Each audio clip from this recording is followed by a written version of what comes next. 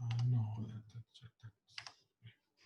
so okay. Welcome everyone. To the for the tutorial of image classification, and first example we will see based on the network theory that we learned in the previous class, the LeNet architecture, and we talked about it, but we today will see the exact code and how we implement this thing in using TensorFlow API.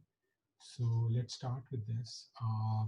So first part is pretty similar to what we saw in the TF tutorial. Something is running. Yeah, let it run. It will be ready by the time I start this. Okay, so we load the TensorFlow API, import it, and we'll basically fetch the MNIST dataset. So Keras already has the API, so automatically from some point in internet, some data location URL, it fetches the data whenever it's required. But this I think has to be done once only. So I actually cleared my cache, so it got okay. And the MNIST data is 10 classes, 28 cross 28 grayscale images. And so we initialize these parameters, and the train data, train levels, test data, test levels, all these we have just loaded. We just reshape that into our need. Then because the grayscale image, the pixel values range from 0 to 255, we convert it from uint 8 to float type, and also rescale it from 0 to 1. This improves our basically training performance once it's normalized. Okay, so there is one step here because the LeNet. So I didn't want to change the classic architecture which is proposed in the paper. So I continued with the 32 cross 32 input and input and the rest of the network. But because the Keras dataset, MNIST dataset is only 28 cross 28, so what I have decided to do here is just pad two pixels on the around the test and training data, so that it becomes 32. So it basically gets padded with black color. So now if you see the shape, it has been changed to 32 cross 32. So there are 60,000 training data, 32 cross 32 cross 1. 1 means grayscale, single channel, and we have 60,000 training levels. Similarly, we have 10,000 test data and 10,000 test labels. Okay, and we update the parameters to be used by the rest of the algorithm. So this is the architecture of the LeNet. We Okay, yeah, there is a question there. Yeah, one hot encoding. So it can be handled, like whether we use. So we are actually going to be using sparse categorical cross entropy function as the output. So instead of the output will not be a vector of 10 pixel, but the output will be actually one number. So number which is equal to the class and all that. So it depends. Like we could do a one hot encoding here and have the uh, loss function to be a like categorical cross entropy function. But here we are going to use a sparse categorical cross entropy. Okay, so okay, that's this network. Whatever we see in this diagram, we are going to encode this line by line. So to keep things modular, which is very important when you are doing like professional coding. So instead of defining it just within the code block, we define a separate model class. So this is basically a software engineering consideration. We define a class, and then within that we define an init, and it takes the number of channels, rows, columns, the number of classes we want to have as input, and an optional weights path. So we can pre-initialize if the function provides the mechanism. If you want to pre-initialize with previously trained model, so it's not necessary that we want to start the model from random initialize, but we can take uh, like training values which has been generated earlier and then continue from there. Okay. So, and there is another consideration here. Sometimes, so TensorFlow supports both for the input shape, whether we can arrange the data as rows, columns into channels or channels into image rows into columns. But as you see that the original data we have is like rows, columns, and channels. So our ordering is actually channels last. But actually, the channel's first representation is computationally more efficient. So TensorFlow, what it does is internally, whatever the representation is, when it's actually implementing the low-level functionalities, it converts everything to channels first for more optimal execution. But we need to specify like the input shape properly based on what data we have considered. So because our data is row column into channel, we will be selecting this option. Okay, so then we start with defining an empty model, and we are using the sequential API, which is the simplest, simpler of the API. So because it's a very simple model with no cross connections and split paths or merging paths, so it's a straightforward network. So the sequential API works well. We define an empty model, and then line by line, we keep adding layers to the model. So the first layer is same in the diagram. We add a 2D convolution, 6 filters, 5 cross 5. We choose stride is equal to 1, and we padding is valid. That means uh, it reduces by size. So padding is valid means there is no padding, zero padding, and because we are using 5 by 5, so the size of the output will get down by 2 pixels on both sides. So 4 by 4 reduction.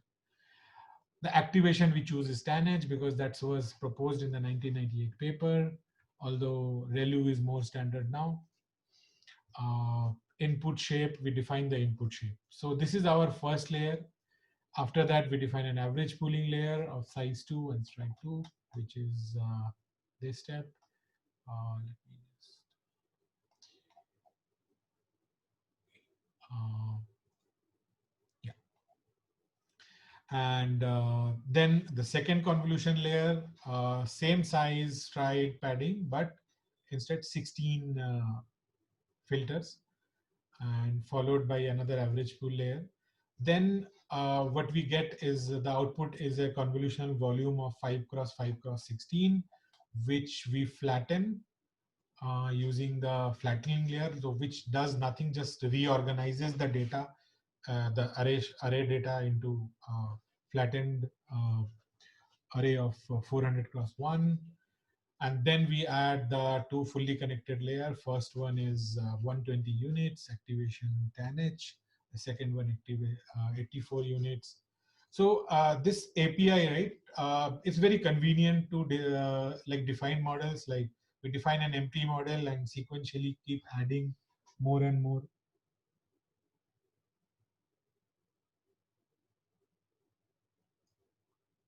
Okay, there is one question there. What is the difference between AVG pool 2D and average pooling 2D? Uh, I think they are same APIs. So like some of the functionalities have been defined like they originally when Keras was separate, and some things were basically defined separately, and later Keras became part of tf.keras. So I think there was some backward compatibility. They have maintained both the names. So ultimately they may go through different API classes, but the low level functionalities executed would be the same. You can just check the TF Keras documentation or TensorFlow website. Uh, it will have that explanation. When we ever want to work with Lenet, we must define it this way, or this is some feature in TensorFlow. I don't understand this question. Maybe we can answer this. Sir, can I ask a question? Yeah, yes.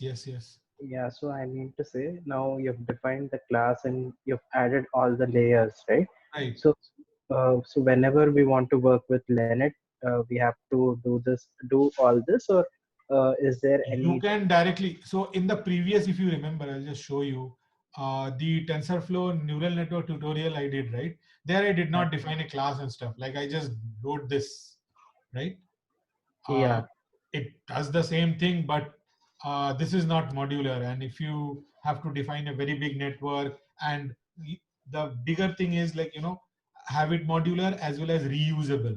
So when you are finally going to deploy your code and all that, this may very well be in a separate Python file defined as a class, which you just import into your other code and use Lenet, right? yeah, that's fine. That's fine. Yeah. But no, I mean to say generally, just as a comparison, I may be dumb, but yeah. In while we were doing machine learning, when we could implement all the models, they were functions. I know that, but can't we just call a model like that in TensorFlow? There are some already implemented models provided by the TensorFlow as well. Yes. Okay, Yeah. I yeah, don't know that's what whether I'm the asking. Linet, the classic Linet is there or not, but there are. We have one example today which uses the model directly from the Okay, class. So standard models, yes, already there are some implementations of some of the standard models. But I wanted to actually, the whole purpose of the tutorial is to actually teach how to build a model, right? You have a model yeah, and yeah, you want to define the model, and because I had defined it in the simpler way in the previous tutorial, I wanted to okay, show the more like professional way of doing it, right? yes. Where you define it So, properly in a modular reusable way, right? yeah, okay. Okay. This could be done the previous way also, right? Which is the Yeah, one you in can the. just do this like But this this is more shorthand. Yeah, proper, I you, mean. instead of adding to that empty model, you just put all the layers as an array, right? Yeah. And so it initializes directly from this array. Okay. So here I'm step by step adding each layer. Adding the layer. Yeah. Showing the building Thank you. process. And there also this check is there. If I pass a path, then it will try to load weights from that path. If not, then skips it and it returns the model. So ultimately, whatever is returned here, right, model is equal to whatever this class function we have called is effectively similar architecture like this. Okay, Sir, yes, sir, I have one question. Shall I ask you? yes, please. Sir, actually, we are using convolutional neural networks to all five different images. Five different images. What I missed part of your question. There was Sir, some we are audio. working on a problem in which there are five input images. Hello. Those kind of questions I can maybe discuss at the end of the class. Okay, sir. Okay, sir. Your Thank you. specific doubts and all that, like if it's not related to the tutorial or the concepts or the, Sir, the only question is if you I were. can discuss that towards the end, like Okay, if you have specific to the exactly what you are doing, that I fine, can. sir. Fine, fine. Okay, sir. Please carry on. So we call Sir, the I class. wanted to ask a question. I had raised my hand. So, yeah, I wanted to ask what is the backend part of the import from TensorFlow import backend? Oh, this is the backend means, okay, defined as like this is a TensorFlow Keras. I mean, there is a library, like layers is a library within the TensorFlow Keras module. Models is their backend. It provides some functionality. So we are calling this to actually check what is the input data format. So it Defines. has some functions inside it. Is that so? Yeah, yeah. Okay. And this at static method is what does this do? Because I know of Uh, tf dot function, but I have not seen this. yeah. Static method is it's a very common thing in object-oriented programming. So even if you create multiple objects from this class, this function will get instantiated only once.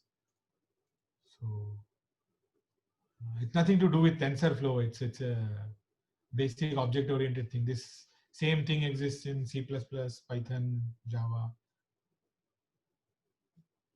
So it's like if I call this model multiple times, I will not have multiple copies of the this function instantiated.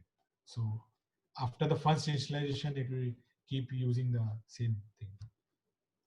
Sir, a question on this thing, static method. Okay. From what you said, so I want to check my understanding of this thing. So let's say I create an instance, I run it, I update the weights. Then let's say I call call the class again, instantiate it again. So it will have the same weights as the last run model. I think so. Yeah. That's what we. Yeah. But depends, right? Here I am not. Yeah, because these parameters I have not defined as self, so you can. Otherwise, you can do it by defining it as self and then static method, static data, and all that. Okay. Okay, so let's move on to actual TensorFlow concepts and all that. So same, we initialize this function with this variable. We don't pass any weights. So, and we define similarly the stochastic gradient descent optimizer. Here is the catch, because we defined here sparse categorical cross entropy. So we don't need to do one hot encoding of the training and the test labels. So if you do categorical cross entropy, then we have to do one hot encoding, because the loss function will try to compare a vector of 10 cross 1. But here sparse categorical cross entropy is, it only has the label, the correct label, and it does not have the other labels. The other labels are not 0. It doesn't even have the data of the other labels. So it's just a option, like you can use this or that. Both are correct, both are fine. There is no inherent advantage in using one over the other. Okay, so okay, let's just define the model, and then let's compile the model, and we get this summary, right? Model summary. So first, if you remember, it was 32 cross 1. After one layer, it's 28, 28, 6. Then average pooling halves the size. Then we have another convolution, another 4 pixels gone, and then again half size. So this and this are same, because flattened layer actually does nothing, no computation, just rearranges the data. So 5 cross 16 is 400. Then we have dense. So this 400 into 120 is 4,800, 48,000 plus the biases. So this extra 120 is the B, right? And then similarly 120 into 84 and 84 into 10. We have 61,000, roughly 61,000 trainable parameters. Okay, let's train this model. The GPU is going to be pretty fast. So, while it's training, I can just discuss it. What is the expected output? What we'll actually end up getting is this kind of a curve. And why? I'll just explain the code while this is running. So we define first a callback function for early truncation. So we want to truncate when the training accuracy has reached 99%. So we call the callback from here. So there is a specific format in which you need to define the callback function. So it's a derived custom function derived from the tf keras callbacks.callback class. And I just named it my callback. You could name it anything, random 1, 2, 3, whatever. And then it supports it supports what you call it, overloading of some certain fixed functions from the base class. So these functions also exist in the base class, which does nothing. But here we have overridden that, and we get the epoch, the current epoch which is running. I think training is finished. Current epoch which is running, and basically the logs. Logs are basically this, like these parameters that we are getting after each epoch. And so what we just do is within that dictionary, we look up for the accuracy term and check if the value is greater than 90.99. Then we just print a message and stop training. For training, we have chosen batch size of 128. We plan to do only 100 epochs. So it's like that. So if it achieves the requisite accuracy of 99% before 100 epochs, it will stop. So 100 epoch means it will go through all the 60,000 images 100 times. So one epoch is all the 60,000 images, And because batch size is 128, so roughly I think I don't know, 8 into 16, like 500 or something. I don't know. 8 times into 60,000. No, 5,000 actually. So basically internally it is running the data in batches. So it's doing the forward pass of 128 images and one go, and then computing the loss function. So it's an optimal thing. Like we could choose batch is equal to 1, but then it will become very slow. Or if you choose batch is very big, like 10,000 or something, then also training will become slow because it will basically kind of run out of GPU memory. It could run out of GPU memory, so a lot of swapping between the main memory and GPU memory. So an optimal batch size helps convergence in training as well, and also basically helps faster training. So batch size should be large enough so that you can do in batches and the computation is less, but should be smaller than the maximum GPU memory capacity. Okay, so I think pretty good, about 2 seconds per epoch. So after about 71 epochs, we achieved 99%. So we terminated the training here. Okay. So and what we do here is we can just do model.fit, but we are basically capturing the whole process, the whole process of the model training into a variable called history, which records this sequences, the training, loss, everything, whatever happened during the training. So what we are going to do is using this variable, we are going to tap into the various parameters which have been saved into the history data structure, and we are going to use that to plot our training and validation curves. So matplotlib, I hope most people are aware of matplotlib. And okay. So what we see here is top one is the accuracy curve, the blue one is the training accuracy, and the orange one is validation accuracy. Can Pretty you good. zoom in more, Sumandeep? Better. Yeah, thank you. Okay, so we see that okay, the accuracy rises pretty well, and very good accuracy, 99% reaches. Validation accuracy also follows the same curve, so there is no overfitting and all that. So it's actually a very simple problem and a simple network, so everything works out very well. It is like the ideal solution. And same, if you observe the training loss, it's similar structure, like it converges to a very low value, and also training loss and validation loss are like consistent with each other, so no overfitting, pretty good results. And if you just evaluate the test data on this, which anyway it has been doing for validation, it never sees, the training algorithm never sees the like it's anyway evaluating, and this validation accuracy is printing. So the training algorithm never sees the validation data, but it's anyway been tracking that.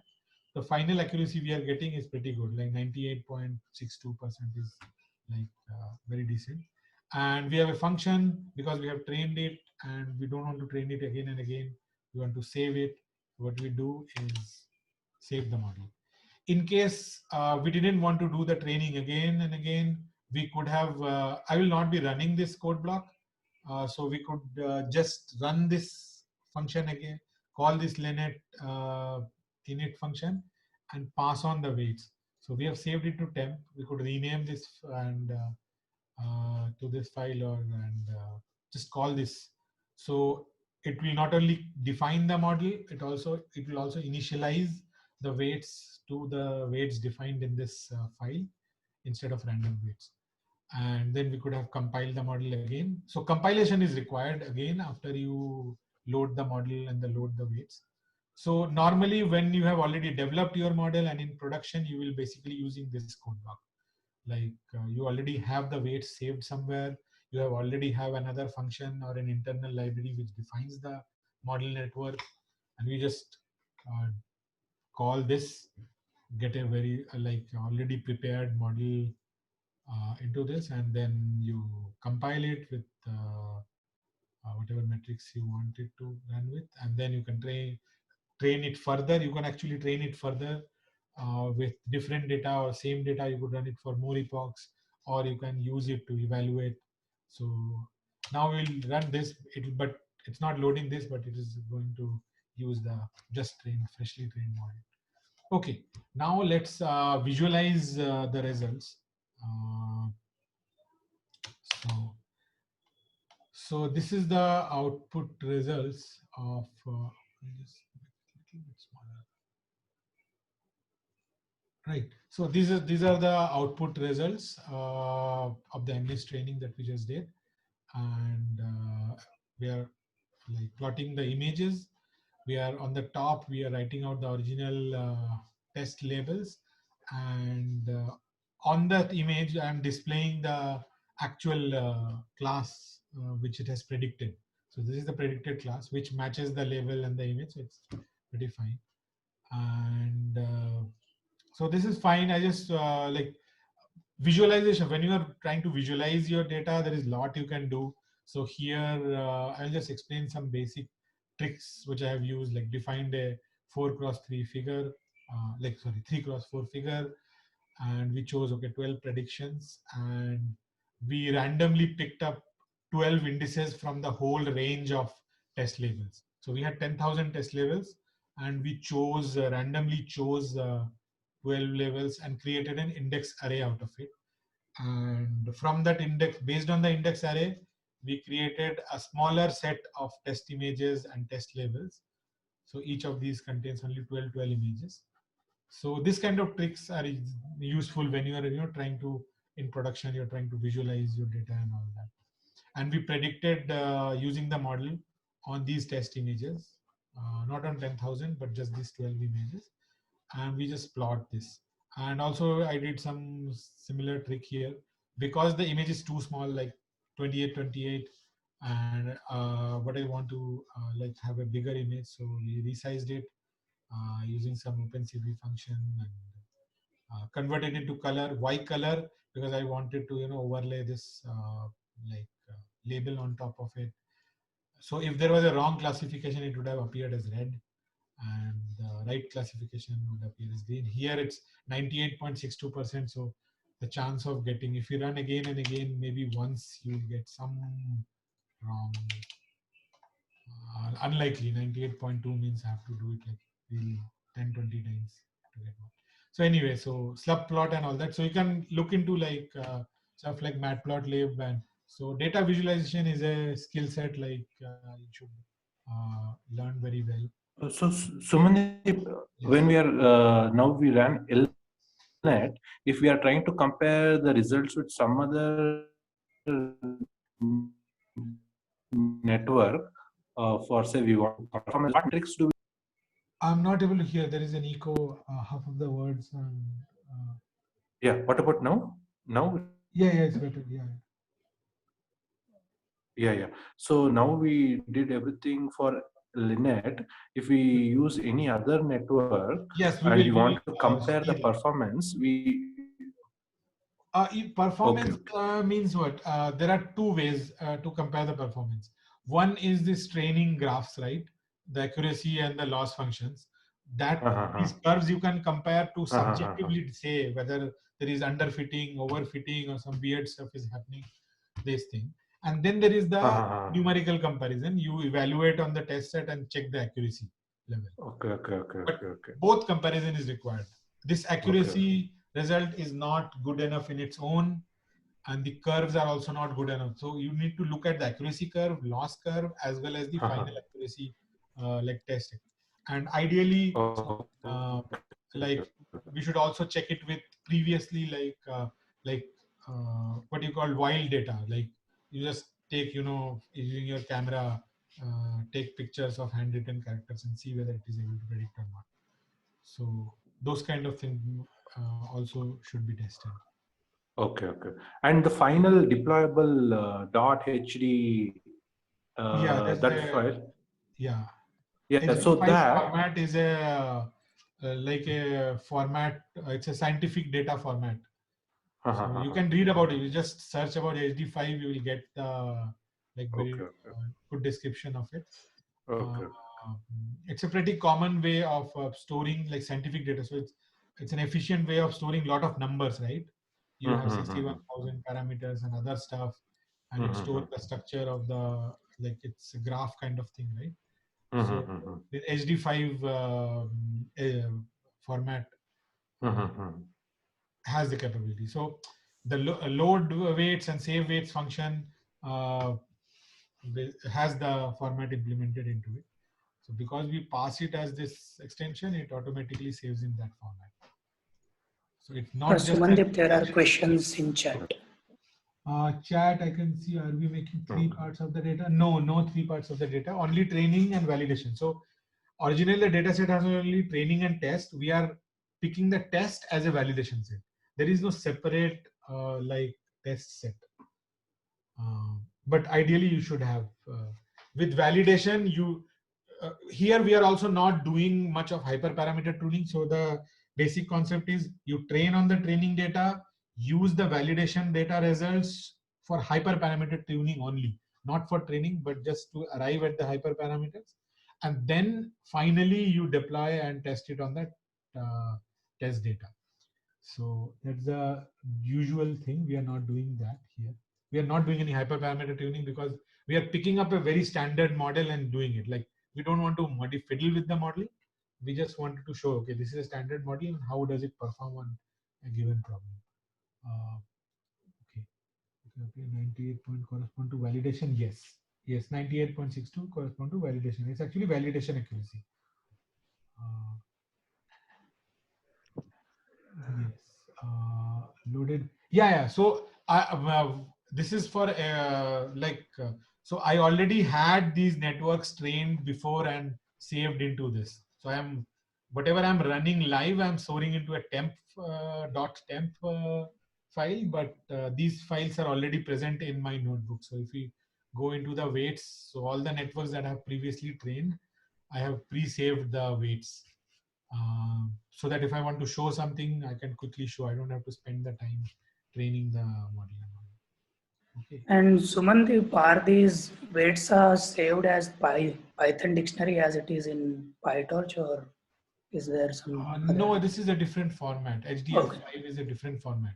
Okay. It came up originally in the scientific community to store lots of numbers, matrices, graphs, and stuff.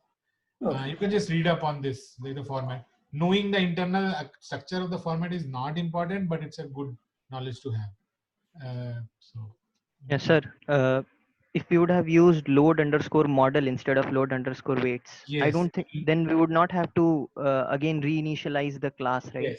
Yes. Load underscore model also saves this model architecture, whatever we have defined here, right? Yeah. So this entire thing it saves. But then we would also have to do save underscore model, right? Yes, save underscore model and load underscore model. So here I was only interested in saving the weights. So only the weights have gone into that file. If I want to save the whole like graph structure of the neural network, that is also possible using the save instead of where is that function? Yeah, instead of this function, save model and save underscore model and load underscore model. Yeah. But Prof, what happens if we use a different architecture and the weights don't fit? You will get an error, right? So then what is the point of storing just the weights? As in you would have to always define. That depends upon your coding architecture, right? So can it happen that two different architectures can have the same weights file, as in the same weights file works for both of them? Because doesn't then there is no point of saving only the weight. Unlikely, because then they will probably become the same networks effectively, right? Because it's just not saving the numbers as it per se. It's also saving the like the structure. So it's not saving this whole details, but it's definitely saving these parameters in like different silos. 156 in a different silo and 2416 in a different silo. So it knows the sizes of the arrays. It does not know the whole architecture, average pooling, flatten. It does not know that, but it knows these. So it's it is a almost different always thing, better to and be. this will not align, and there will definitely be an error thrown by it. You may try it on your own, like Yes, yes. make save this model and change some layers, and then try to load like using this function, and see if there will be an error. Right. So is it? I think it is always better to just save the whole model. Yes, yes. It also depends. Like in some cases you want that, in some cases you may not want that. Oh. So if we Especially, want to keep the map, the graph of the model in some other file, then we can directly load the whole model, right? If we don't want to, I mean, right, okay, it is but possible. you can always use model.summary, right? It's fine. Right. So let's move on to the next example, which is like 90% same. Only difference here is like, so previously the class, there was no concept of class label. It was just the test label was a number, and your digit is also a number, 0 to 9. So it worked out perfectly. I'll just not explain it because 90% of the code is same. I'll just run through this. It loads the MNIST dataset. Okay, so it has loaded the train levels, test levels, test images, and everything. Okay, so only extra thing here is the concept of class names. So this you need to know, right? Like the user, as a user, you need to know, okay, what are the class levels? So internally the numbers are still 0 to 9, but now you basically assign a name to each label. So this is the only difference between the previous example and this. So I'll just quickly run it. Something is missing.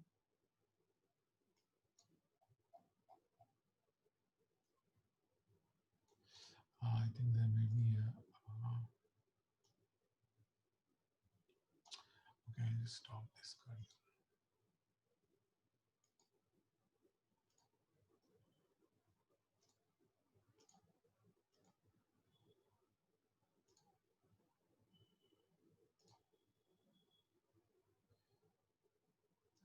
Let me see.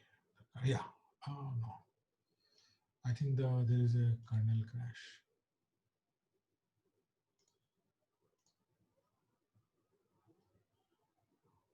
Hope this works.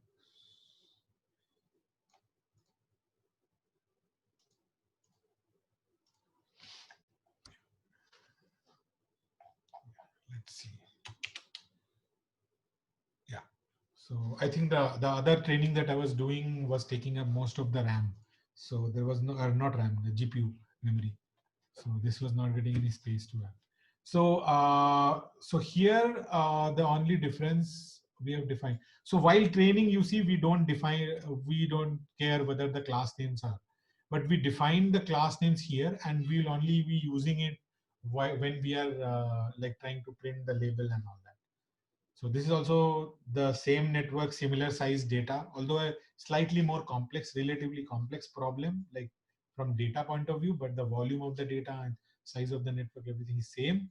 So here, what we will get is a curve very similar to this, where we will get very good training accuracy, but the validation accuracy will kind of start falling behind the training accuracy, and basically a gap will widen.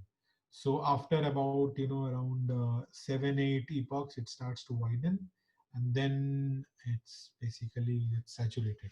It's still not a bad model, but of course there is overfitting happening over here.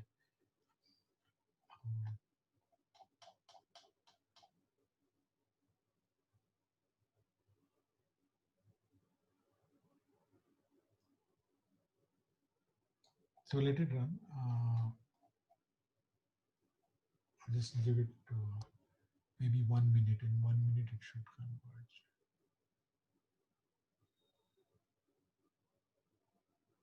Okay, anyway, we can leave that. So that is why I have saved. So once it happens, I will again show this curve, but it will be very similar to this curve. It's from a previous run, but it should be very similar. And what will, while the training is happening, we can actually halt the training. I think it will still take some time to converge. Okay, I'm halting the training and we can continue it from here. So I have already trained this model for around 200 epochs and basically saved the weights before.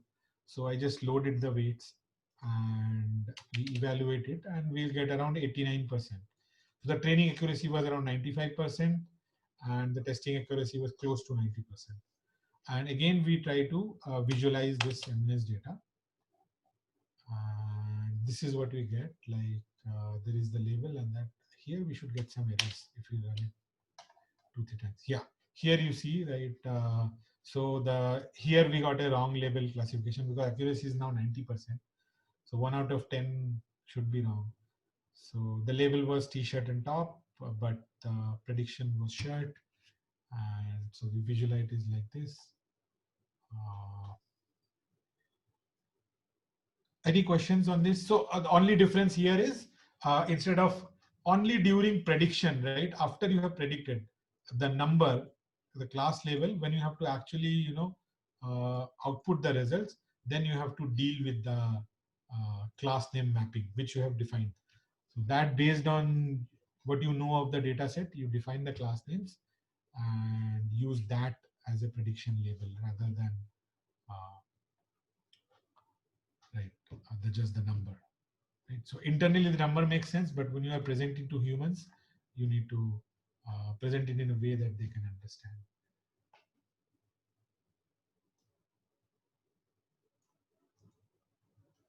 Yeah, okay.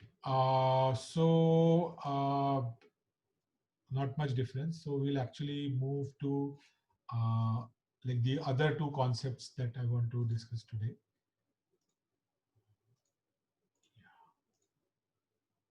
So this, I will actually not be running the thing because it actually takes around 2-3 hours to run the whole yeah. I will just explain the code. So this is the same.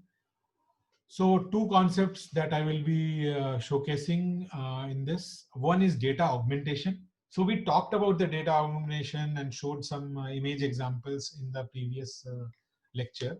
And this is how you can use the TensorFlow library to automatically handle the data augmentation for you. So in this case, we are using this Kaggle data set of cats and dogs, which is around 25,000 images.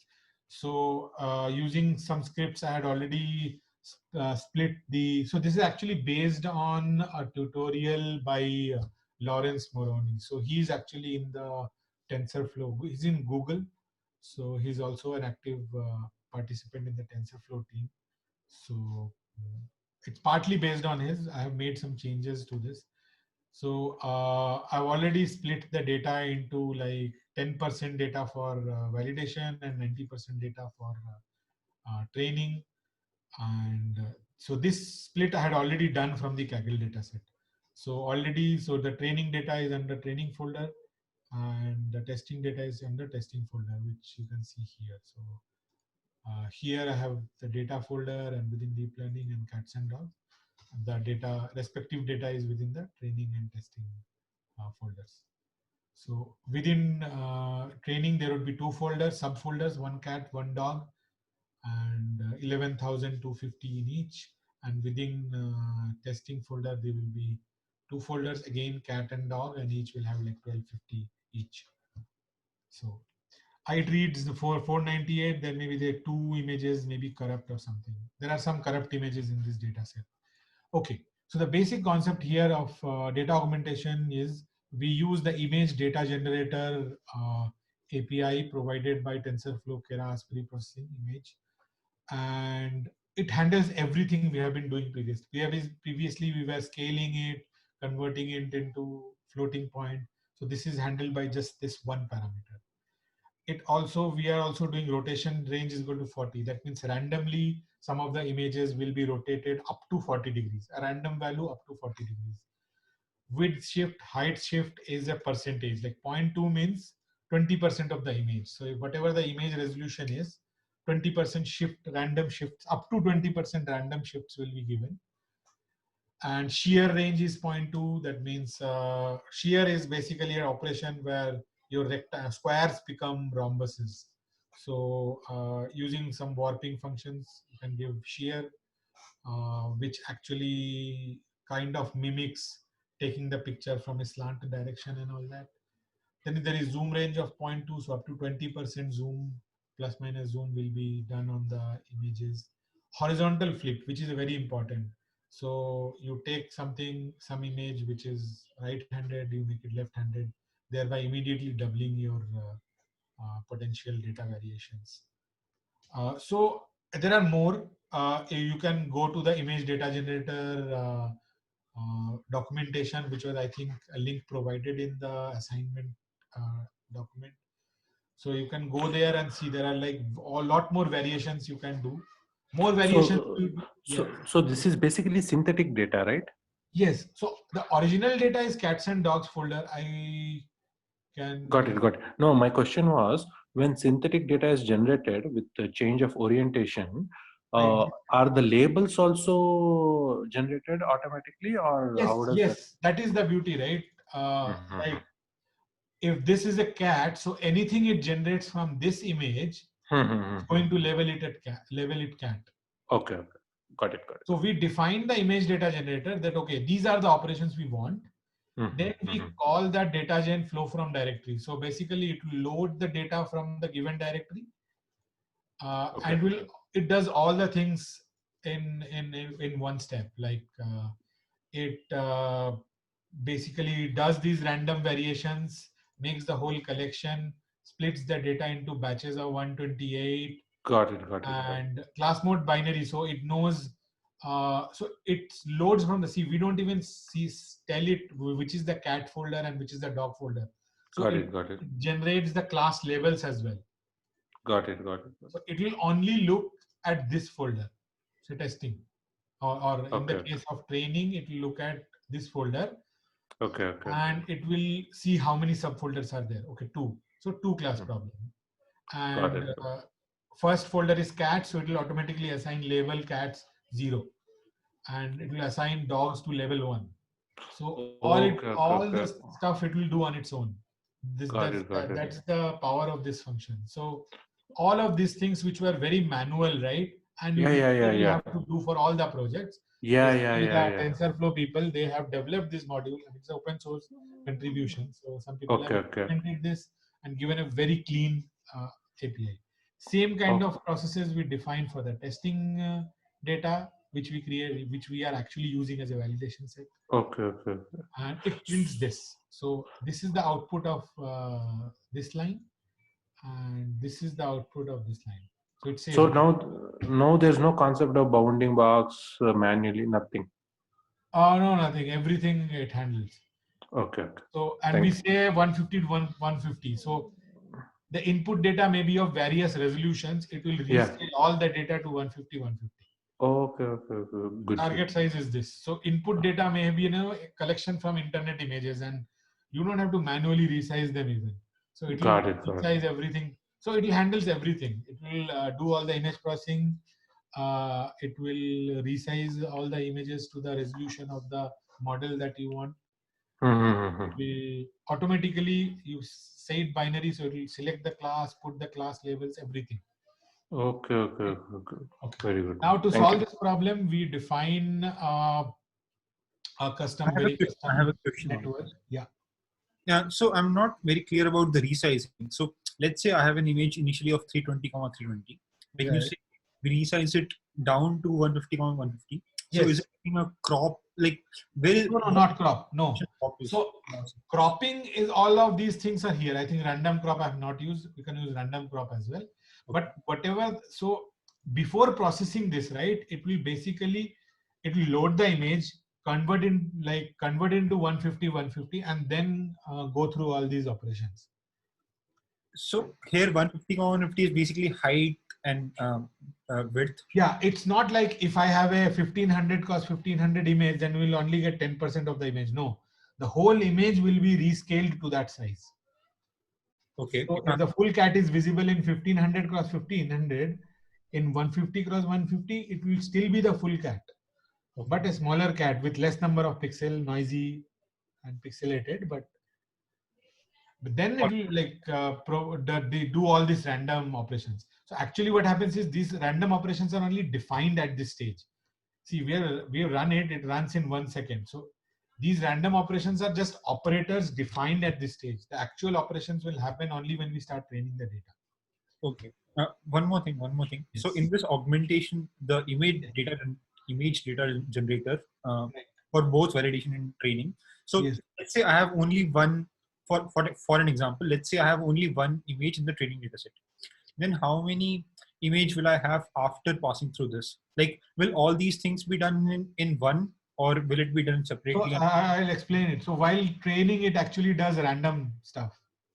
So no, if you have one, then we won't be able to train. You need the training set. So every epoch, it's going to get still going to get 22,500 data, whatever we have defined. But each of these images will go through random transform mutations. Okay. Right? Each of these images will have gone through random mutations in different epochs. So this is actually computationally quite heavy, but it actually provides very good regularization and robustness. So every time it's looking at an image, it will actually get a different variant of the same image with some or all of these random operations applied. So the number of images that the model is trained on remains the same. It's just what kind of transformation I did on that. Yes, yes, we will see that when I show you the run. So here we defined a very simple model using the sequential API. 4 layers of convolution. So as you can see, like increasing number of filters, and then we flatten it, and then 2 fully connected layers. It's not a standard network, but I've found it is a decent one which works on this data set. So it's based on Lawrence Moroney's tutorial, TensorFlow tutorial, but some modifications I have done. So we are not going to compile and plot it because it's 3 and so previous LeNet model has 61,000 parameters. This is like 3.5 million parameters. So it takes a long time to really train. So anyways, so this is the structure of there, and then we train. So here, while training previously, we are giving train levels, test levels, validation data and validation levels. Here we just point it to the data generator structure. So train data generator and validation generator, which is the definitions we have done. So till this time, only the data has been loaded, resized to 150, 150, and assigned the class labels. The actual image processing has not yet happened. It happens here. So the first epoch takes a lot of time because it actually prepares the data with a lot of image processing and stuff like that. And actually this error, you can just ignore this. In this particular data set, some of the images are corrupt. So some of the images is not able to read. So during the first epoch only, it will throw these errors. It will skip the images from the next epoch onwards. So actually there may be so few images, 5-6 images which are corrupt. So once we train it, I have only trained it for 100 epochs, but actually there was, I think, early termination. No, I ended it after 30 epochs.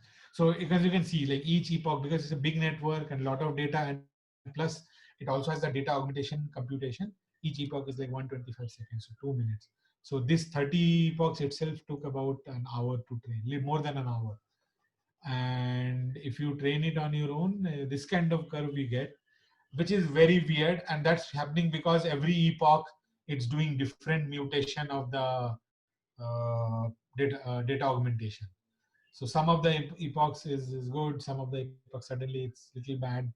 But overall, as you can see, that there is a trend of the accuracy increasing. So it fits well. It's not an overfit model. It's actually doing pretty well. It has reached close to 90% accuracy after just 30 epochs. And validation is also mostly following that. So there are some spikes. So generally a tendency like, so okay, there is a question could be there.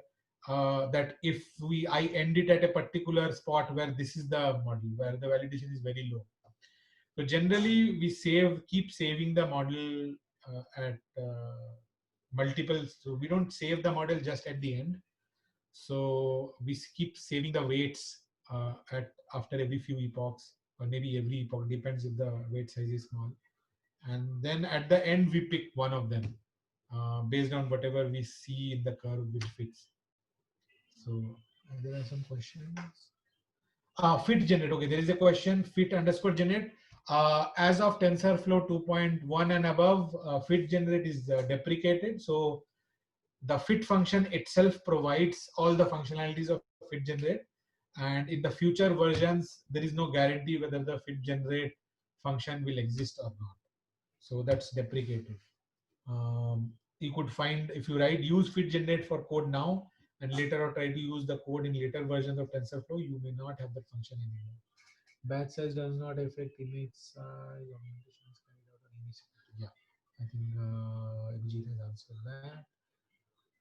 Okay, so this is the Sumandeep, I had one question. Yes, yes. Let's say I want to introduce a third class. Let's say I have a set of images of another animal. I'm manually labeled them, and I want to introduce it here. So what will change when I have to do that? You have to start from this step. So here, instead of class mode as binary, you will have to give like categorical cross entropy. Okay, okay.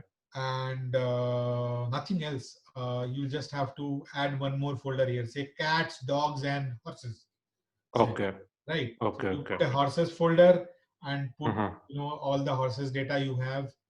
Okay. Into that folder. Okay. It will just take care of the rest. You have to change the class mode from binary to multi-class. Okay. Multi-class, and I think the loss function, like this sigmoid we have, right? This you have to change into softmax. Okay. And three input softmax, right? So this you have to change to 3, and then change this function to softmax. And here from binary to, you have to change it to either categorical cross entropy. Okay. And so these are minor changes. Minor changes you'll have to do here and there. Okay. And then like run through the whole code, and it should work. And the tool which I use to annotate the horses images, do I have to be sure of something, or I can use any tool to label? No, here there is no tool here, right? Annotation, there is no annotation here because it's not object detection, it's full image classification. Okay. Right. So you just search for maybe 5,000, 10,000 images of horses in the internet and just put it as a third class. I just put it. Okay. Because the label, picking the right label name and selecting that there are 3 classes. So you put one folder here, and also take a smaller subset and put one folder here. Okay. For testing, you put less number of images. But understood. So if that is horses, it should also be horses here. Yeah. And it will work. Got it. But I have seen like many people, just off topic, many people are doing it manually. Let's say they want let's say you have an auto or some other vehicle which does not come into the normal category of 2-wheeler or 4-wheeler. So they are doing it manually, 500, 600 images, manually annotating them. Why they could have here done there this? is no annotating. Like if you think the whole image represents your class, you can just put in the folder. Okay. There is actually you don't have to create any like label file or label data or nothing. Nothing you have to create. Got it. It's just simple, one folder. If you see this folder is there's actually nothing in it, just images. No other file, no text file, no. Understood. Thank you. And so. Prof, I wanted to ask 1 or 2 things. Yes. The first thing is, this is quite a special case, right? What happens if you don't have those cats and dogs in different folders when you get a data set? You then split it. You can split it. Actually, it did not come like this. I have like split it using some script like bash scripts. So originally it comes as one big folder of 25,000 cats images and one big folder of 25,000 dogs images. That's what it comes from the Kaggle dataset. Yes. I created So a testing folder, training folder, and then randomly selected 10% images and put into the subfolder cats and dogs and this kind of thing. So those things you can do, like you can learn little bit of bash scripting or Python bash you can learn, and within Python you can write some codes. yeah, well, which can while be using used. PyTorch, I did the same thing because PyTorch also does not. I mean, I don't think it has a very good directory labeling mechanism automated. Okay, So there was one labels txt also, which Kaggle provides. So I right. used that to divide it. But the thing is, when I was dividing itself, I had to put it in a try and except block. And all of the warnings that you're getting now, I was getting at that point of time while just dividing my images. Right, So, right, right, right, right. so So if you, how so there is also, that is also a technique, and TensorFlow provides that mechanism also. okay. So you can also, instead of doing it at runtime, you can also utilize the same functions, pre-generate a massive amount of data augmented library and save it on the disk, and then use the normal flow. Just load the images, train the model. Okay, So okay, that thank you. flow is also supported with TensorFlow. Yeah. You can use the data. So a lot of things, like if you, I just like this is Keras pre-processing image data generator. There is also a module called tfkeras.image, which provides basic image processing operations. So manually you want to do some stuff, you think, okay, doing this processing will augment my data better based on your observation or your knowledge of the domain that you are working on, maybe medical image or something which may not apply here. So you can do that as well and then save the images, or you can use the image data generator as well. And instead of like doing it live during runtime, I think within this function or there is an option also, like you can provide the saved folder and all that. It will, here only it will run the data, it will generate all the augmented images and then basically save it. So there are some options. You can bloat up the like data set, say 25,000. You can make it like 5x by generating 5 images out of every image, and end up with a very big data set, and then directly load the data set in some other code or some other file or something, and just train the model. It's possible. When So you is Image it data possible generator to itself keep the data on CPU and only use it on GPU when we are loading the batch? that's also possible. The image processing you can do on the, if you use TF, then it tries to do it on the GPU if the GPU is Yes, configured properly. because that's why my computer crashed once or twice. So I Right. switched to You can do Torch in the because it CPU as allows well. us. Like in the previous example, I have shown some in like OpenCV functions, right? So OpenCV functions also you can call. CPU OpenCV you can call and just create separately, like separate the data creation augmentation process from your like data science work, like the training and optimization part. And Just one more thing, Professor, is it a good practice to use the data augmentation on validation set as you did?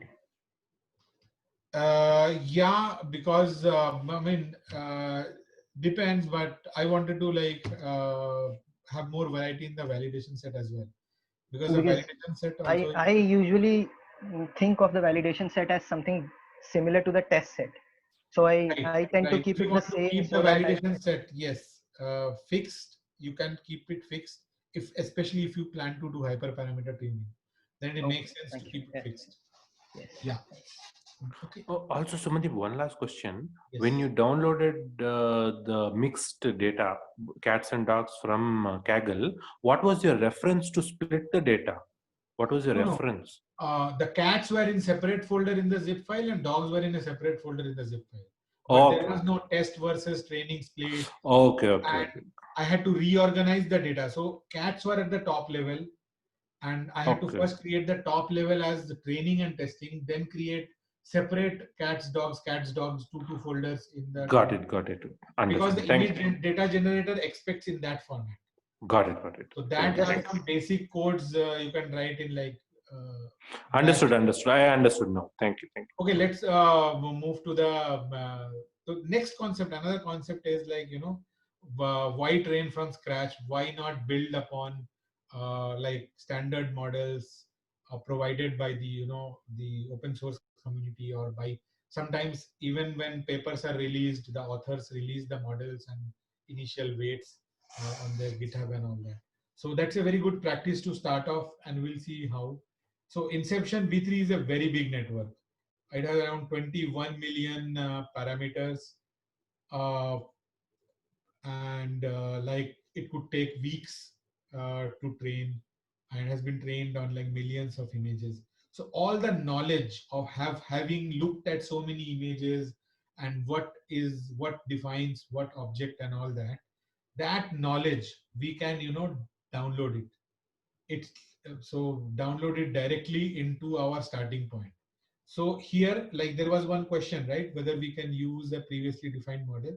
So Inception V3 model is also like one of the standard models which is defined within Keras applications. So instead of defining the whole structure using our own code, sequential API code or functional API code, we load the whole model using the internally provided library function. Only thing it requires is like some parameters. So we tell it, okay, we expect you to have 150 cross 150 cross 3 input images. So it adjusts the shape of the input layer accordingly. So this is the input layer, and this is the only parameter that we have defined.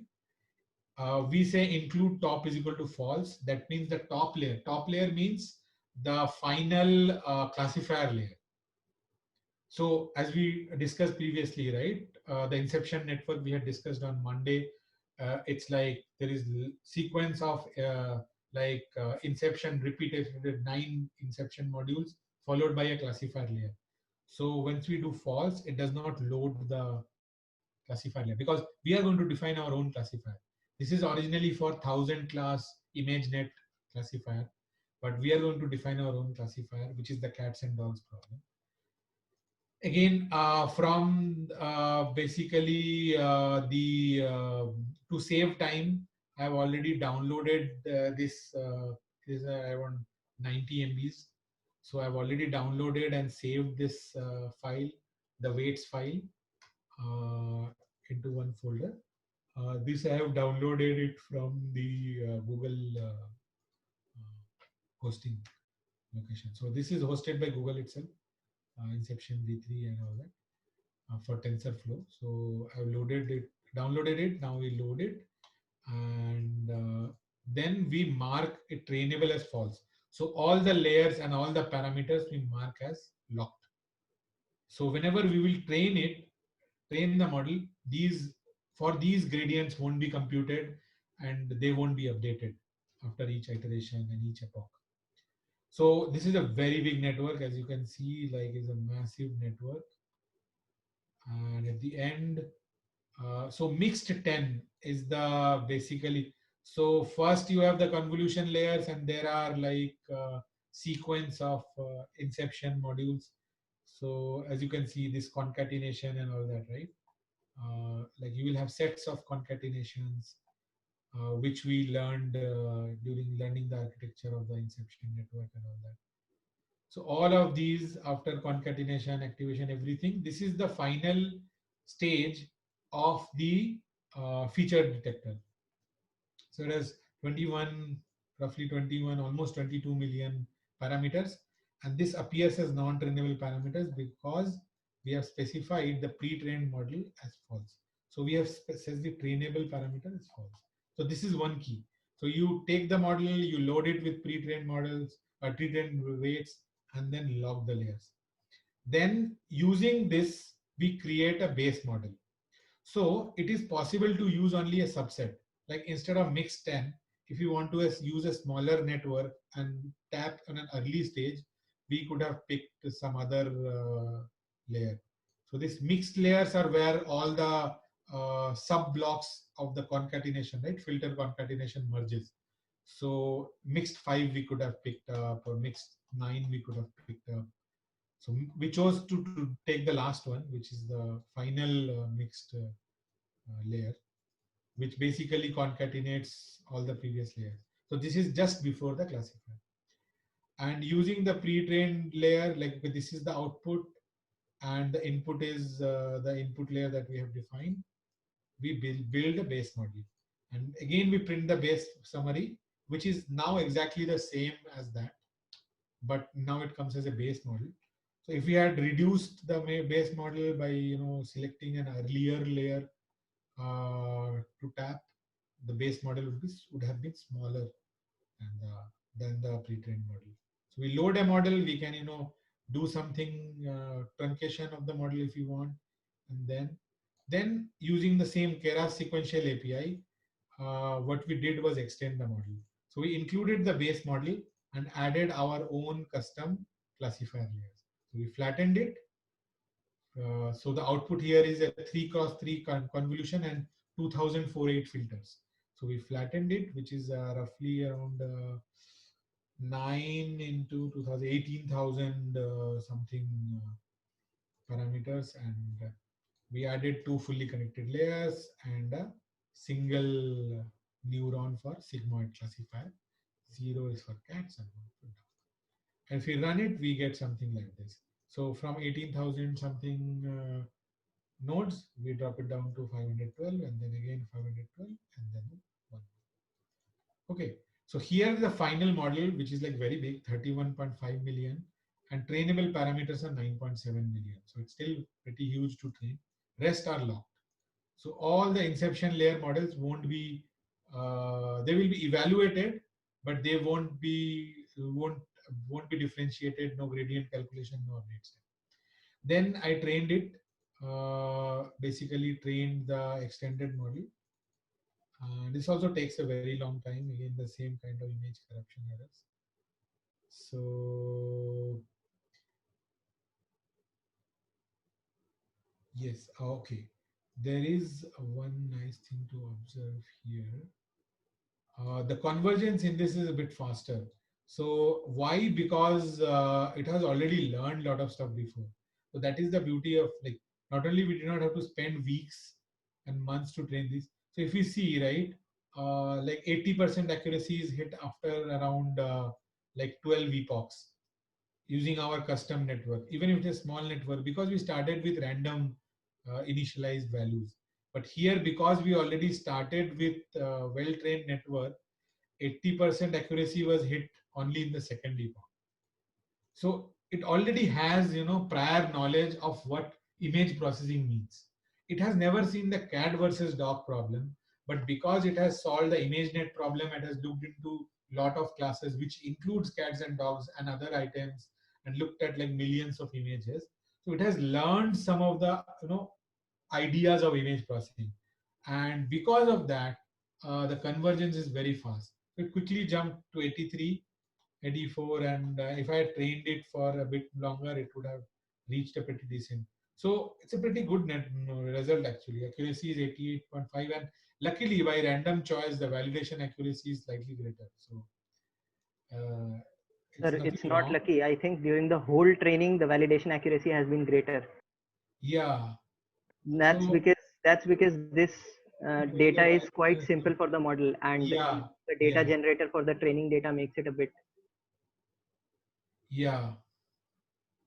I think so I think there may not be enough like variations in the the validation data. It's too small also, like 1100 images and all that. So yeah, like luckily in the sense, not just this epoch, like overall we are getting this result. But I think what will happen is, like, if you train it for longer time, the training accuracy will probably saturate to a higher spot, and the validation accuracy will kind of hang around this one. So I think it's a pretty decent model to terminate. So I only trained it for 30 models, took about an hour. You may want to try to train it more if you have access to a machine. So these are the concepts. I could not run the tensor, these things, because it takes, otherwise it would have taken little over 2 hours to just run this. If you have questions about the API, how we have done it, I can answer. If you have generic question, I can answer. Then I think there is segmentation tutorial as well after this. That's yes. tomorrow, right? Yeah. So if there are questions, then I can answer, and otherwise we can move Yes, on. Sumandeep, I have one question. let's say I'm trying to do real-time object detection. There also I need to have certain images. They have to be annotated.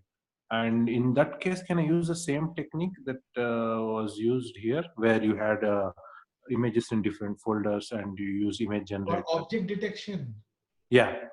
I'm not sure how it will. Object detection, the augmentation is not that straightforward, right? Because Oh. object Uh-huh. detection means you have defined bounding boxes, so the bounding normalized coordinates you have, right? So Okay, yes, okay. I mean it could be possible, and I'm not checked whether this supports it or not, but it could be pretty straightforward. Like whatever operations you are giving to the image, right? The same operator you apply, the exact same operator at the same time you apply to the normalized bounding box coordinates of the object annotated file, right? Okay, okay, It okay. will go through the same geometric transformation. Okay, okay, If okay. I'm rotating by 60 degree, the pixels within the image, if I rotate by 60 degree, the 4 corner point values which we have defined as the normalized bounding box, plan तो they यही will था undergo the कि same सारे transformation. Transfer learning के But then models it कैसे will बनाए become जाते like, हैं, so depends layers on the freeze and algorithm. Freeze कैसे किए जाते हैं, मॉडल एक्सटेंड कैसे होगा, Just रेजनेट यूनिट one का second. असाइनमेंट था तो बीजीजी यूनिट कैसे बनाना है, उस ये सब Somebody's mic is up. Tensor board कैसे यूज करना है. Or Abhi, I think hello, there is. हाँ ठीक है चलेगा. Abhijit, dude. I think. अच्छा फ्राइडे को भी सेशन है क्या tutorial? Abhijit, your mic is oh on. मुझे लगा उसके बाद मुझे कंटिन्यू करना. Oh sorry.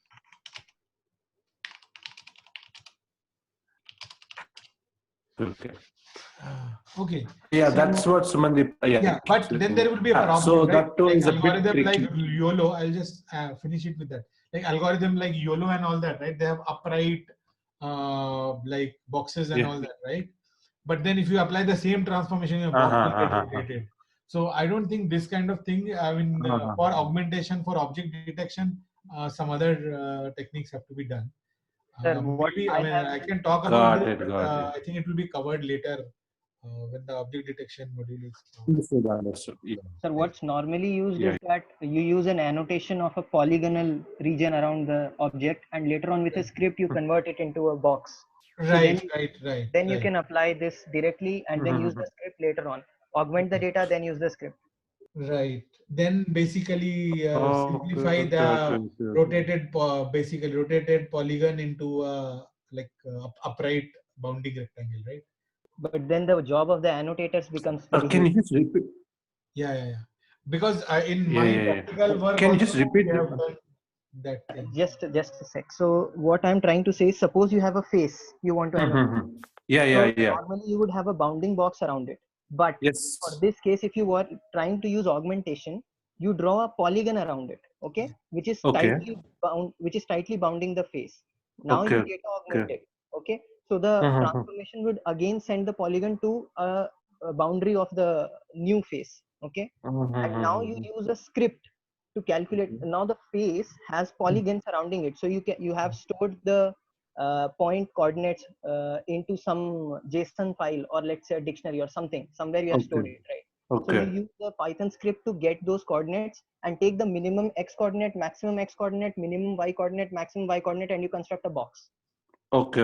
That you do after the data augmentation, so that your box is upright, a clear rectangle, rather than rotated and distorted. So that's how you do it. Okay. Yeah, thank you. I got half of it, but I'll explore. Like I'll go back and try to see how to do it. So I have a data set which I was creating for a project. I'll post it on CampusFire, and you can check what the bash script does. Yeah. Cool. Campus.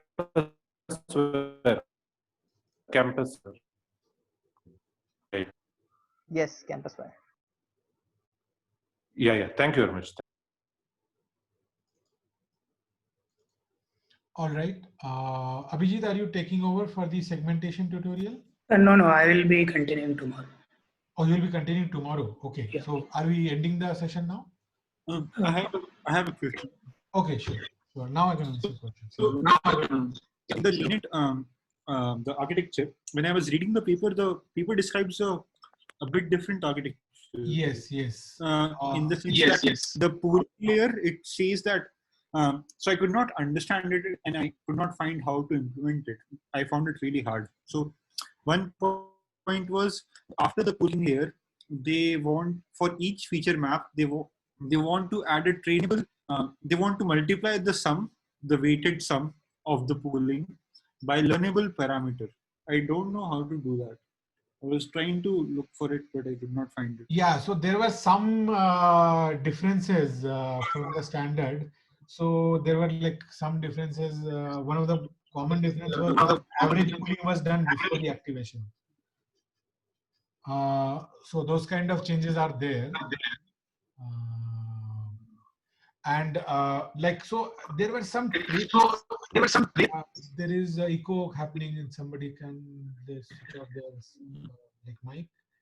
So the like so it was 1998, right? Some of the tricks were actually done so that they can properly able to, like, here I'm running each epoch in like 1 second, right?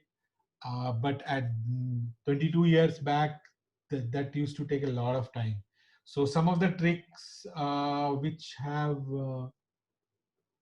been used, like where to actually enable the computer to compute things like in an efficient manner and all that.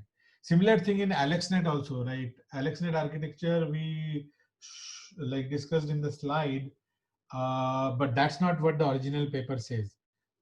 Original paper, they actually split the network into two halves, right? Up like uh, so instead of 96, if you remember, the first layer had 96 filters. They split it into 48 filters and 48 filters, the output of the first layer, and then separately train the whole flow of these two sets on two different machines having their own GPUs.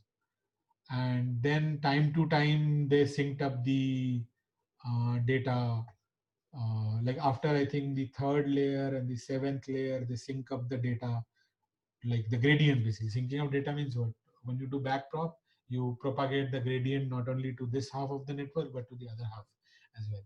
So these are some tricks they had to do for efficient training. Most of the target was that.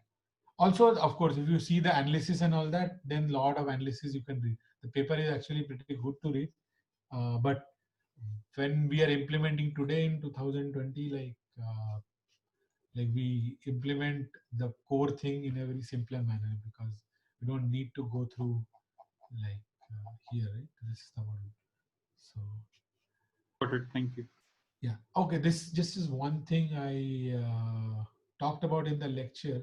So so same thing, like same LeNet model, I can train it on 10 class CIFAR. Couple of difference, the image channels become 3, class names are thus 10 class names, and so the output shape is like 32, 32, 3. And when we actually train it, so not much difference in the rest of the code. Slightly more parameters, because the first layer has extra parameters. The first layer, if you remember, had 150 parameters in the other examples, MNIST and fashion MNIST. But CIFAR, it has extra parameters. So around 300 extra parameters are there for the first layer to handle the RGB channels of the input. Here it's like horrible, like like I mean, it's wrong. I mean, the accuracy goes down actually, and the validation loss just explodes. So this you could try to solve using data augmentation or dropout, and a lot of different things you could do. So this one thing, after this you could try it out. It's actually a very difficult set, because the variation in the data is lot, but the number of samples are very less. Like even like there are horse set also has artificial like toy horses as well. So it's a very tough problem, and if you just naively do it, you reach around 55% accuracy, which is decent, but doesn't really work well. And like this kind of results we get, right? Like fire truck, I think it's being detected as like a frog, and this is actually a cat detected as a bird. This head of an ostrich is detected as a dog, and this yellow some construction truck is detected as a dog. So like if you could spend time, you could try to do data augmentation, drop out some other modification, try to achieve or maybe modify the network hyperparameters, add one or two layers, tweak the model layers, and try to achieve higher accuracy on this. I think with straightforward techniques, like 80% or close to 80% accuracy is possible on this set. And I think some people have tried even more. Try it. This is like for your fun or more learning and more. So, sir, without transfer learning 80%. Yeah, that's what I'm saying. Like by tweaking the network a bit or using data augmentation, different things you can try. So still using LeNet and all that, LeNet or very close to a LeNet kind of structure. People have, I think, reached over 80% of this. It's a tough data set. You will not get 99% or even 95% with this. So you could try it. All right. Any questions? So, Yes. so how YOLO does the thing? Like it detects the objects and how it classifies every object. Like YOLO will be covered, I think, in a later lecture. I think there is an object detection course. So the thing is, YOLO is trained on a very big set. So this is a CIFAR 10 set, right? Your training set is only 50,000. Okay. YOLO network, right? YOLO, say YOLO V2, V3. They have been trained on millions of images. So, sir, when the validation error and the training error, if they are very large, so we should use add more data, or we can do the changing the parameter stuff will be better. No, here, see, training loss is very nice. The training loss and training accuracy curves are very nice. That means the model is able to handle the data. The thing is, the possible variations for the data, right?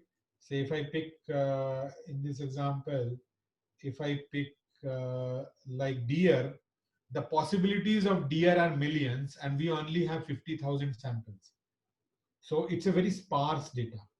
So the actual feature space for a deer or a cat or a bird is very large, and we have only very sparse separated data points. So the first step here would be proper data augmentation. Like they do data augmentation and like probably increase. Here you will have to work with color tuning as well, right? Like this red red truck is there, but there could be a pink truck as well, and there may not be any pink truck in the training set. So color-based, color shift augmentation, all those things also you may have to try out in this, and probably generate maybe 5x, 10x amount of data from this, and then try to train a model to get better accuracy. So it could be a long, like, I mean, you would spend a few days on this problem. Yes. Okay. Thank you, sir. Yeah.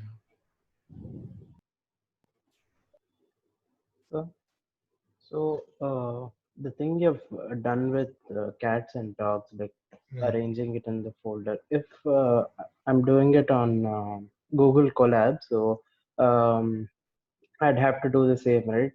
Create a folder in Google Colab, two considerations. One, in Google Colab, whenever you download something, so there you will only have access to Jupyter. So you can do the wget and all that, right? And get the data. And whatever commands you have to run using the Python system command.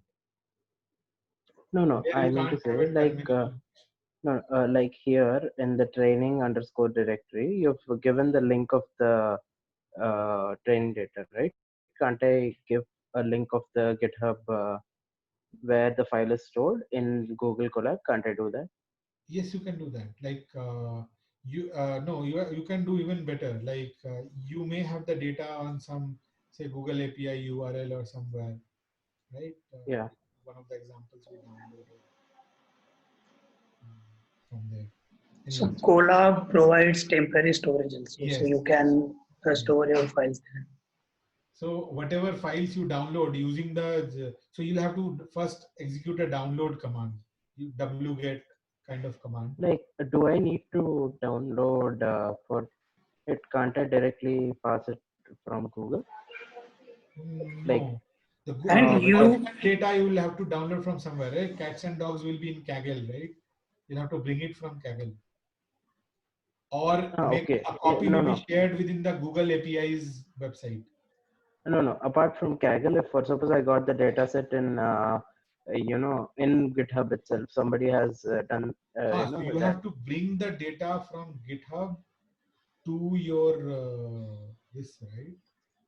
Colab. Yes. How will you bring that? So like this this Okay. data Right. We had to was upload. shared here, but it brought it, right? Because that bringing it was Yeah. handled by this function. But if you have to bring in your own data, you'll have to run wget, right? Yes. So you run wget on a internet URL from wherever it is hosted. Now it comes to your local hard disk, which will be a temp folder, and it will only contain the data till your session is valid and all that. And then all this processing, right? Which I have done, right?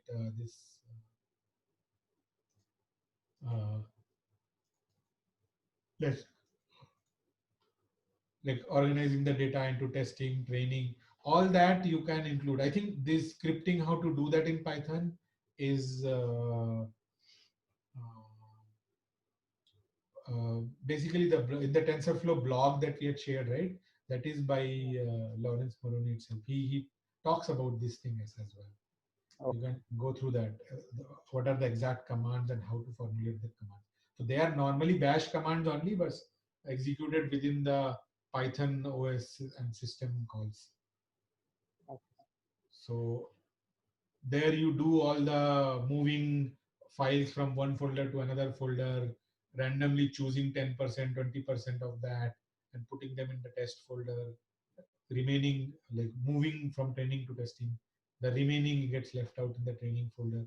All of these things you can write the rules using Like for ML models, how we used to do train test split, something like that. So you can write the commands for that, which will basically call system commands via Python and call move, call copy, call mkdir, these things.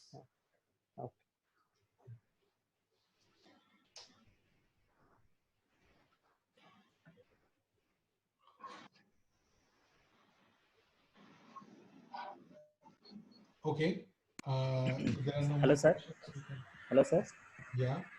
Sir, I have one question. Like, there is an image we are feeding as input in the training, and during testing we are feeding the image as a rotated image. Will the CNN model will classify? If during the training it has seen variations of your input with rotations, yes. Otherwise, no. Oh, otherwise no.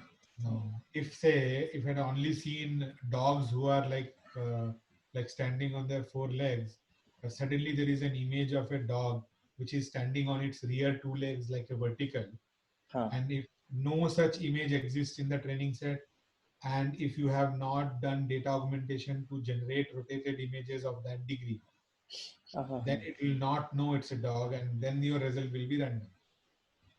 So either we need to do some data augmentation. Like this is the perfect example what you have seen, right? This ostrich you can see, right? So probably all the bird images in training were birds where bird's body were horizontal. But ostrich's neck and head is kind of vertical. Right. So it detected it as a dog. Okay. So this could be the possible error here. So it never saw this kind of image. Every time it probably saw a bird image, it was probably like this kind of thing, right? But there is one ostrich head here as well, but somehow it like screwed up. So sir, in this data set also, you see this ostrich is out of 180 degrees out of this testing input. yeah, not 180, like, yeah, this is looking at right and there is a side profile and this is just that. This is left to right and right to left. So in that training, it should be there like that. Other then only it will classify, sir.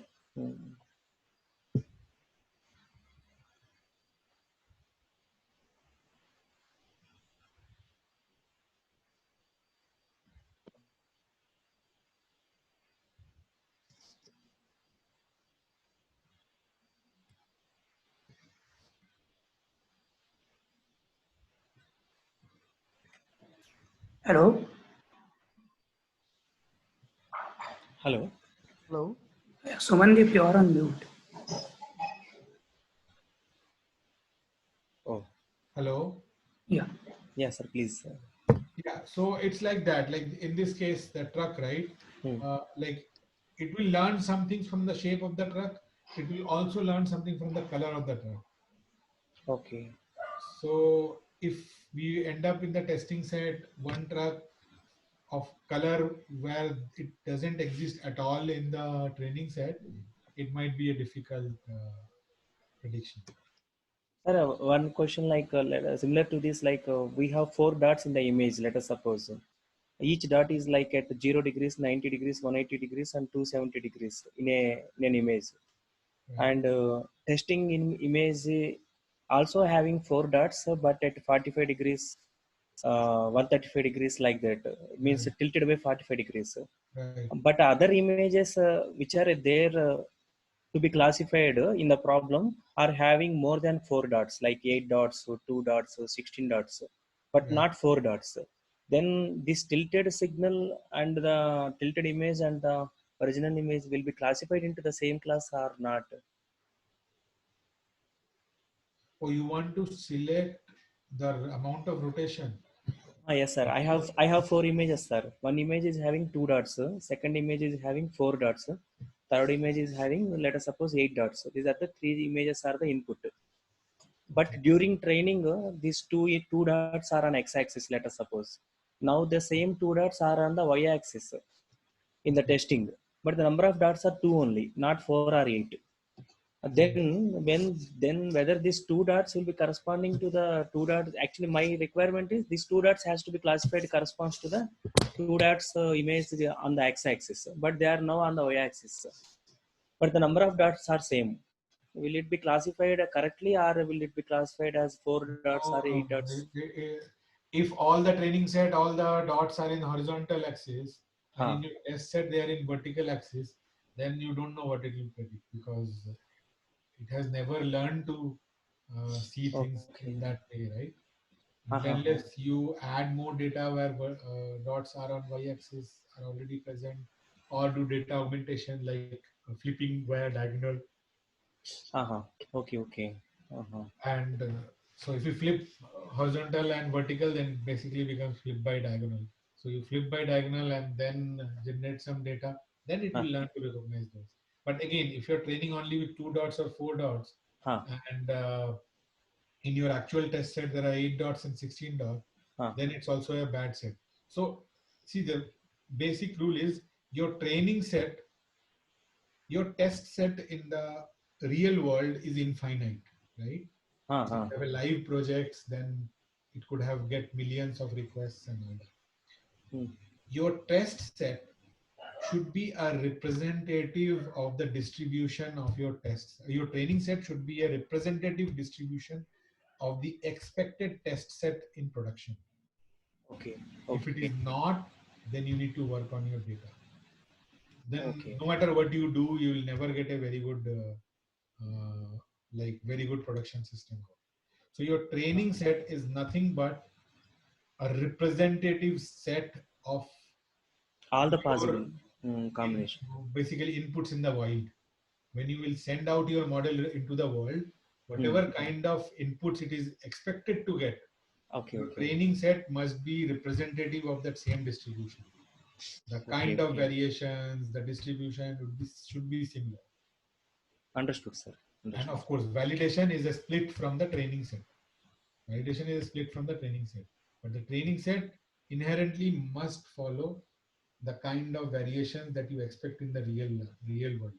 Otherwise, whatever curated data sets on which you do testing, training, testing, validation, whatever, when you will actually put it in production, it will fail. So it's a very iterative process. It's not like you can just develop it and no. To develop a model, you need to regularly bring stuff to the market, so that your model gets exposed to the market and you get to capture some real life data from the market and actually analyze what kind of results you are getting. How does a human classify these inputs? How is your machine doing it? And if it is doing well and good. If consistently you see for a particular type of input it's failing, then you analyze why. Most possible reason is that kind of input was never present in the training set. So you gather sufficient amount of those samples which it's failing horribly, add it to your training set, so that now your training set has that distribution. Okay. But then you don't test with the already seen data. Then again you test with future oncoming data. Sir, one more question, extension to this. Sir, let us suppose I have 3 images. These 3 images correspond looking like a circle. All 3 images looking like circle. But in fact, these 3 images corresponding to 3 different signals. So let us suppose I have a pre-processing algorithm which I applied on the 3 images.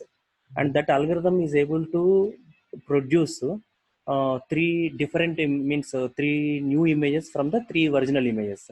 But when I see the 3 derived images, in that 2 are differentiable correctly, like 2 dots and 4 dots.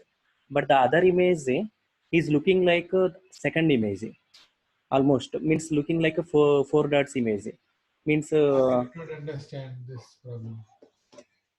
Maybe you can formulate the problem well in CampusWire, and I can probably answer that. Okay, sir. Okay, sir. Then we'll give detailed. It's becoming too complicated to follow over words. So Fine, we sir. define the problem on CampusWire, and maybe during the weekend or so, I will have some time. Okay, sir. I will do that, sir. I will send it. Thank you, sir. Okay. Okay, I think it's almost 2 hours. So should we call it a day?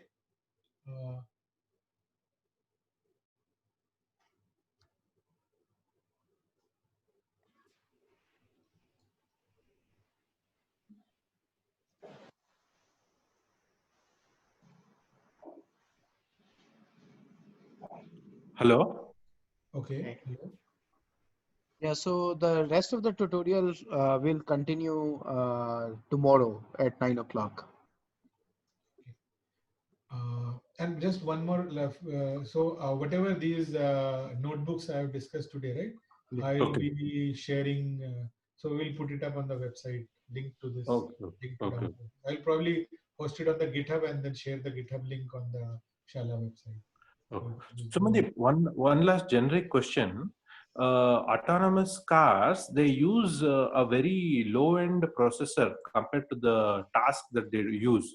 Any reason why? I would assume because of the vast training data needed for autonomous cars, when the model is deployed, the car would need a very high-end GPU, but it is not so. Actually, see, inferencing is usually pretty fast. Inferencing is usually pretty fast, but still, autonomous driving cars, the inferencing hardware is significant. It's not a very small, tiny thing. It's not like something like Raspberry Pi. Yeah, it's not. But compared to, it's like usually a specialized processor. Where, see, while training, important is throughput. Like, I have 10 million images. I need to run every epoch with 10 million images. It should run. So throughput becomes more important when training. Got it. Right. But Yeah. in autonomous driving or any kind of real-time system, like I have worked on robotics where it's Yeah. 6 meters per second and all Yeah. that. Yeah. So their throughput is not important. Their important is delay. Like from the time the image gets captured by the camera bus